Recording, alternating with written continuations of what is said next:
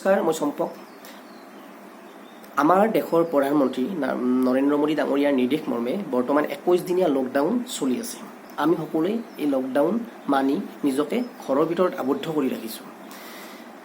বৰ্তমান যি লকডাউন, এই লকডাউনৰ ফলশ্ৰুতিত আমাৰ গোটেই দৈনন্দিন জীৱন, সকলো মানুহৰ দৈনন্দিন জীৱনত, সমাজ ব্যৱস্থাত, অৰ্থনীতিত আৰু আটাইতকৈ গুৰুত্বপূৰ্ণ হৈছে আমাৰ পৰিৱেশটোৰ ওপৰত এক বিৰূপ প্ৰভাৱ পৰিব।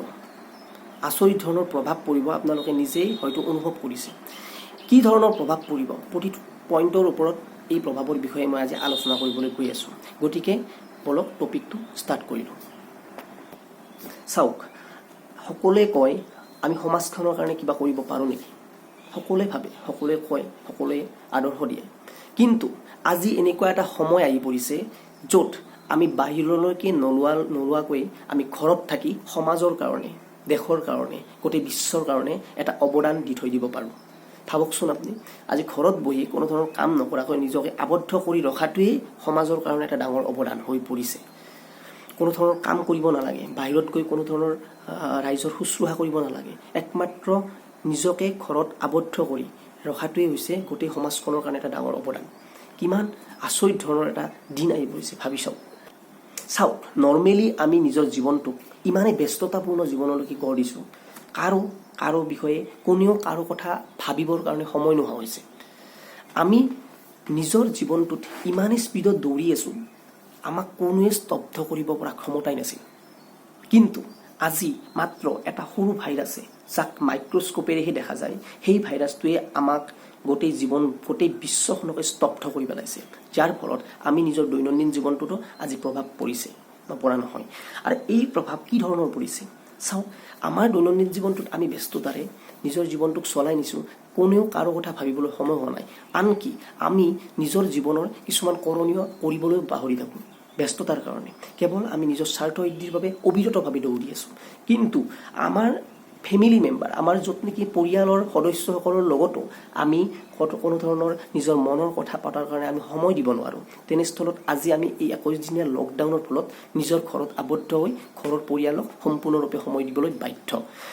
এইটো এটা ভাল প্ৰভাৱ বুলি মই ভাবোঁ। কাৰণ কৰোণা ভাইৰাছৰ যি আতংক, এই আতংকৰ মাজত নিজকে আবদ্ধ কৰি ঘৰৰ ফেমিলিৰ মাজত কিছু সময় অতিবাহিত কৰাটো কেতিয়াবা প্ৰয়োজন হৈ পৰে। আৰু এই প্ৰভাৱটোৱে আমাক ঘৰৰ পৰিয়ালৰ মনৰ সুখ দুখৰ কথা কিছুমান জানিবৰ কাৰণে আমাক আজি সুবিধা কৰি দিছে। তাৰোপৰি আজি আমি জানো যে বহুত ল'ৰা ছোৱালী হওক, আমাৰ প্ৰজন্মৰ কথাই ক'ব পাৰোঁ, হয়তো বহুত সুপ্ত প্ৰতিভা কিছুমান আজি জাগ্ৰত হৈ উঠিব।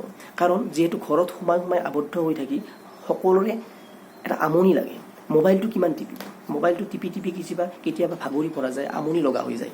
ইয়াৰ ফলত হয়তো কেতিয়াবা কিছুমান প্ৰতিভা আছিল, যেনে কিছুমানে কবিতা লিখিছিল, কিছুমানে গান গাইছিল, কিছুমানে ছবি আঁকিছিল। এই ধৰণৰ প্ৰতিভাবিলাক জাগ্ৰত হৈ উঠিছে। কেনেকৈ? কাৰণ যেতিয়া মোবাইলটো টিপি আমনি লাগে, হয়তো কিছুমানে নতুনকৈ কবিতা লিখা আৰম্ভ কৰিছে, কিছুমানৰ কিতাপ পঢ়াৰ অভ্যাস আছিল।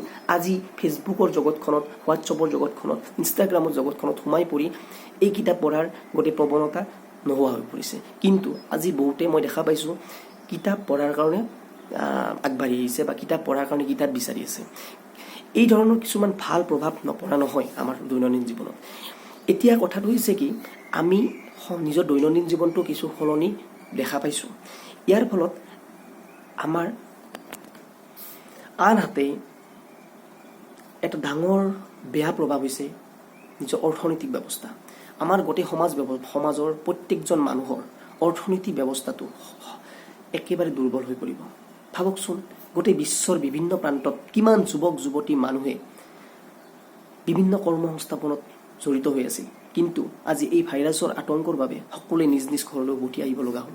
সকলো ইণ্ডাষ্ট্ৰী, কোম্পানী, দোকান পোহৰ সকলো বন্ধ হৈ পৰিছে। যাৰ ফলত আমি এটা ভয়ানকভাৱে আমি এটা আৰ্থিক সংকটত ভুগিবলৈ গৈ আছোঁ। এইটো এটা বহুত ডাঙৰ বেয়া প্ৰভাৱ হ'ব ইয়াৰ পিছত। কিন্তু তাৰ মাজত আজি আমাৰ যিটো পৰিৱেশ, এই পৰিৱেশটোৰ ওপৰত এটা ভাল প্ৰভাৱ নপৰা নহয়। কাৰণ চাওক, গোটেই কল কাৰখানা, ইণ্ডাষ্ট্ৰী, বিজ্ঞানৰ এক অভূতপূৰ্ব সাফল্যৰ ফলত আমি হয়তো জীৱনটো আৰামদায়ক কৰি তুলিছোঁ, কিন্তু প্ৰকৃতিৰ ওপৰত কিমান বেয়া ভয়ানকভাৱে আমি অত্যাচাৰ চলাইছিলোঁ। কিন্তু আজি আমি নিজৰ জীৱ জন্তু প্ৰকৃতিক সম্পূৰ্ণৰূপে মুক্তভাৱে এৰি দি আজি আমি নিজক আবদ্ধ কৰিব ৰাখিব লগা এটা পৰ্যায় আছে। গতিকে প্ৰকৃতিয়ে কিমান শান্তি বেছি পাব, কিমান আনন্দ বেছি পাব, প্ৰকৃতিত থকা জীৱ জন্তু চৰাই চিৰিকটি কিমান সুখেৰে তেওঁলোকে নিজৰ জীৱনটো অতিবাহিত, কোনো গণ্ডগোল নাই, কোনো শব্দ নাই, কোনো ধৰণৰ মানুহৰ মানে কোনো ধৰণৰ প্ৰব্লেম নোহোৱাকৈ তেওঁলোকে বিনা দ্বিধাই নিজৰ জীৱনটো যাপন কৰিবলৈ সময় পাইছে একেদিন। তাৰোপৰি আপোনালোকে এটা কথা চিন্তা কৰক, বৰ্তমান যি ধৰণৰ এটা ভয়ংকৰ পৰিৱেশৰ সূচনা হৈ আছিল, এইটো হৈছে পৰিৱেশৰ প্ৰদূষণৰ ওপৰত। এই পৰিৱেশ প্ৰদূষণটো বহু পৰিমাণে হয়তো কমি যাব, কাৰণ যিবিলাকৰ পৰা যিবোৰ চ'ৰ্চৰ পৰা যিবিলাক উৎসৰ পৰা সাধাৰণতে আমি পৰিৱেশৰ প্ৰদূষণ হৈ থকা দেখা পাওঁ, সেই গোটেই উৎসবোৰে স্তব্ধ হৈ পৰিছে। 21 দিনৰ কাৰণে গোটেই পৰিৱেশক দূষিত কৰিব পৰা উৎসৱৰ যদি স্তব্ধ হৈ যায়, বন্ধ হৈ যায়, ভাবক পৰিৱেশৰ ওপৰত কিমান ভয়ংকৰভাৱে ভাল এটা প্ৰভাৱ পৰিব পাৰে।